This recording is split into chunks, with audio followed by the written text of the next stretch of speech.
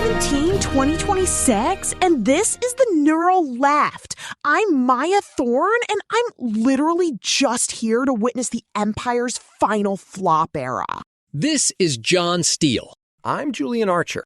And I'm Mary Kane. We have a great show for you today. Hi, Key. I'm still recovering from yesterday. We were all spiraling over that US-China G2 summit where the administration basically sold NATO for corporate vouchers. Ugh, and don't forget the Rededicate 250 Christo-fascist rally on the Mall. It was like watching the 1700s have a stroke in real time. It was a funeral for the First Amendment, John. But today we're looking at the wreckage of the Louisiana primaries and the absolute purge of the Republican Party. Plus, we've got federal funds for wildfires being held hostage by DEI loyalty tests. It's a mess, folks. I'm telling you, the plumbing in this country isn't just backed up, the pipes are exploding. No, literally.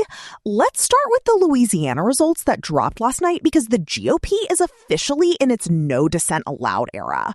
Senator Bill Cassidy, who was like mid-tier conservative at best, is officially out. He came in third, you guys. Third! According to the Washington Examiner, he's the first incumbent senator to lose renomination in 14 years. I mean, look, it's not just that he lost. It's how he lost. This is revenge, pure and simple. Trump has been waiting 5 years to skin Cassidy alive for that conviction vote after January 6th. He didn't just skin him, John. He erased him. Julia Letlow and John Fleming are going to a runoff in June, and both of them spent the entire cycle auditioning for the role of Trump's most loyal foot soldier. Letlow had the preemptive endorsement, and Fleming spent $10 million of his own money, basically saying, I'll be even more MAGA than the other one. It's giving North Korea. Like, if you don't clap hard enough for the leader, you get sent to the political gulag. Cassidy got 25% of the vote. The America First platform basically just ate the last sane-ish person in the room. Sane-ish is a stretch, Maya. But Cassidy was a physician. He understood things like data and the legislative process. Now, you've got a closed-loop system of party discipline. The Examiner's calling it a purge, but I call it the final installation of the loyalty filter. If you don't swear the oath, you don't get the seat. Period. It's legislative constipation. You're removing anyone who might, God forbid, have a thought that hasn't been pre-chewed by a Truth Social And it's post. working. Look at Indiana. Look at the national map. This isn't a political party anymore. It's a private security firm for one man's ego. Low-key, it's a villain arc for the entire state of Louisiana. But while they're purging senators, they're also purging the literal Forest Service. John, you were looking at these wildfire funds? It's terrifying. Here's the thing. Brooke Rollins, the agriculture secretary, issued this directive on New Year's Eve. She basically said, if you want federal money for forest management, you have to formally affirm the administration's views on DEI, transgender athletes, and immigration. Are you kidding me with this? You want to stop a fire, and you have to sign a paper saying you hate diversity? Yes! According to the Daily Fly and Senator Maria Cantwell's office, Washington state is currently losing $49 million, M-O-N-E-Y, that was meant for wildfire prevention. $28 million of that was for community wildfire defense grants. Peak fire season is coming, and the administration is essentially saying let it burn unless you agree with our cultural grievances. It is absurd. They are using the threat of natural disasters as a bargaining chip to force states into submission. It's a protection racket.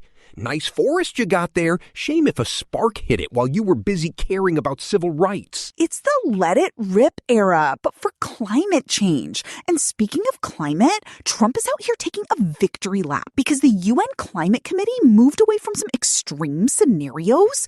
According to Fox News, he's using that to justify the biggest deregulatory surge in history. He's calling it a total victory over climate alarmism. It's like a guy standing on a sinking ship, pointing at a cloud and saying, see, it's not raining right now, so the water in the hole doesn't exist. He's ignoring the fact that the Forest Service has lost 1,400 certified fire response employees in a year. They're cutting the staff by 20%. Okay, so we have no firefighters, no climate policy, and the only way to get money to stop your house from burning down is to pinky swear that you're a bigot. That sounds like a healthy, functioning republic. But it's the vibes. They're immaculate if you're a fan of the apocalypse. Oh, before we get into the corporate stock trading madness and the raids in Chicago, we need to take a quick second for the people who make this show possible. You mean the coffee machine? Besides that, look, independent media like this doesn't just manifest out of the ether. It takes real human work to build the infrastructure. We are 100% here because of the vision and the grind of our creator, Eric Christensen at Neural Network Media. He's not a media conglomerate. He is a builder who poured his own resources and time into creating this platform so we could have these conversations. If you value independent voices over corporate algorithms, please like, subscribe, and consider visiting our new Patreon at patreon.com/Neural Network Media to support this work. It's an act of solidarity that keeps the lights on and the servers running. High-key solidarity is the only thing we have left, unlike the big tech CEOs who are currently on a private plane to China. Let me tell you about that. This is the stuff that makes my blood boil. While the administration is screaming about America first, financial disclosures, which just came out this weekend, showed Trump's inner circle made over 3,700 stock trades in the first quarter. We're talking tens of millions of dollars in NVIDIA, Intel, Warner Brothers Discovery. The very companies benefiting from the administration's targeted tariff policies. It's not a trade policy. It's an insider trading scheme. It's state capitalism. That's what it is.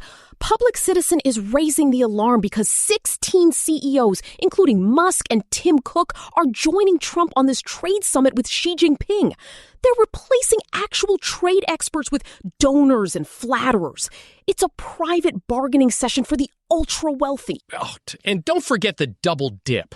The Court of International Trade just struck down those 10% global tariffs, ruling they were an illegal overreach. So now the government has to refund $166 billion to these corporations. Wait, let me guess. The corporations already passed the cost of those tariffs onto the customers, right? Exactly. They raised the prices on your toaster and your car parts, blaming the tariffs. Now they get the tariff money back from the government, but do you think they're giving you a refund? No, they're pocketing the difference. It's a $166 billion windfall for the people who already own everything. It's a transfer of wealth from the taxpayer to the C-suite, wrapped in a flag.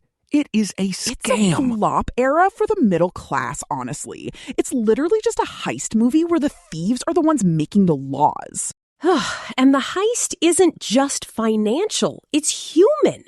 Have you seen the reports coming out of Chicago regarding Operation Midway Blitz? I've seen the filings from MALDEF and the National Immigrant Justice Center. It sounds like a war zone, Mary. 300 federal agents, Black Hawk helicopters, unmarked vans in the South Shore of Chicago. They were literally pointing rifles at 9-year-olds in their pajamas. According to Zocalo Health, these raids are creating a rolling wave of PTSD. Children are losing the ability to speak. They're losing bladder control. It's state-sponsored trauma. And they brought a camera crew. Wait, what? They brought a DHS-hired camera crew to film the families being terrorized for social media content. They are literally making content out of child abuse to show how tough they are on the border. It's performative cruelty. It's sick. It's the weaponization of human suffering for the algorithm. My nephew Vector over at the Neural Daily would probably call it disruptive enforcement, but I call it a war crime on American soil. You can't zip tie a 16-year-old who's hyperventilating and call yourself the party of family values. Which is exactly why Kamala Harris is pivoting to the structural offensive. She's finally finally saying the quiet part loud. On a strategy call with Emerge this week, she laid out a no-bad ideas brainstorm. We're talking Supreme Court expansion, Mary, abolishing the Electoral College. Okay, but is she actually going to do it, or is this just main character energy to distract from the polling? It's a moral necessity. She called the Electoral College a system for red state cheating. If the GOP is going to purge the Senate and use the courts to dismantle voting rights, the only answer is to change the rules of the game. Look, I'm all for it, but the Democrats are currently so toxic in red states that their new strategy is what? Backing independence? According to WTTW, they're actually dropping their own nominees to support independents who might actually have a chance? It's the toxic brand era. If the word Democrat makes people in Alabama throw rocks at you, I guess you just run as an independent and hope they don't check your LinkedIn. It's a desperate move, Maya. But in places like Montgomery, people aren't waiting for the party to save them. Thousands of people marched yesterday for the All Roads Lead to the South Day of Action. No, literally, the Alabama situation is wild. The Supreme Court basically gave the GOP a green light to scrap the majority black district they were forced to create. It is a resurrection of Jim Crow. The court ruled in Louisiana versus Calais that race was unconstitutionally prioritized in redistricting. Alabama took that as a signal to go back to the 2023 maps that the lower courts already said were illegal. It's a legal pincer maneuver. You use the Supreme Court to invalidate the Voting Rights Act. Then you use the state legislature to sign bills SB1 and HB1 that essentially void the results of the primary. They are literally choosing their voters instead of the other way around. It's a 1950s fever dream, John. They're speedrunning the reversal of the civil rights movement while also trying to build a billion-dollar ballroom in the White House. Oh, did you see that? The Senate parliamentarian, Elizabeth McDonough, actually grew a backbone. The administration demolished the East Wing for this 90,000 square foot ballroom, and they tried to earmark $1 billion taxpayer dollars for security for it? After saying it would be entirely funded by private billionaires.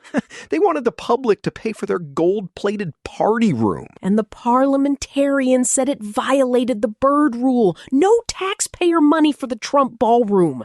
It's a small win, but I'll take it, especially since the FDA is currently hemorrhaging leadership. The head of the drug center is leaving right after the commissioner exited. Okay, so we have no FDA, no forest management, no voting rights in the South, and the president is trading stocks while his inner circle raids apartments in Chicago. Everything is fine. It's fine. Everything is totally normal, just like Syria and Venezuela. The Alex Saab deportation? That is a massive shift. The Venezuelan interim government basically handed Maduro's bagman to the U.S. as a peace offering. Saab is going to be the star witness in the New York trial against Maduro. It's a pragmatic purge. Delcy Rodriguez is handing over the old guard to gain international legitimacy. It's a mess of legally creative extraditions. Meanwhile, Bashar al-Assad's escape plane just returned to Damascus. The Ba'athist era is ending, but the UN is saying the humanitarian crisis is only getting deeper. It's a global collapse era. And in the middle of all this, the media is eating itself. Did you guys see the Ross Barkan plagiarism scandal?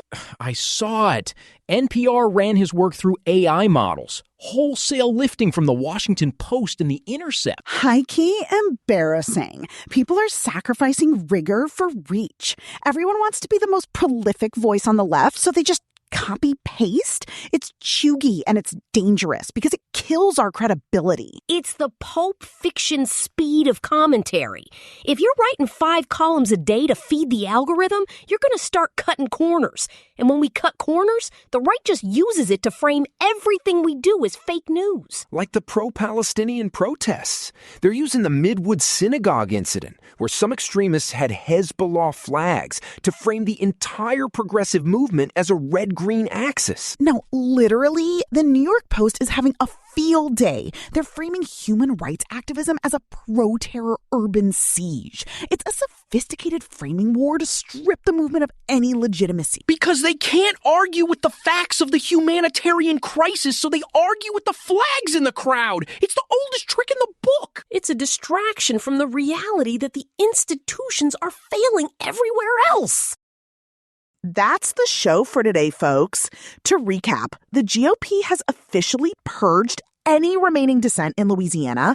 The administration is literally letting the forests burn to satisfy a DEI vendetta. And the Democrats are finally looking at structural reform because, no cap, it's the only thing that might save us from this $166 billion corporate heist. Stay fired up. Save the Republic. Keep the faith, folks. Stop letting them gaslight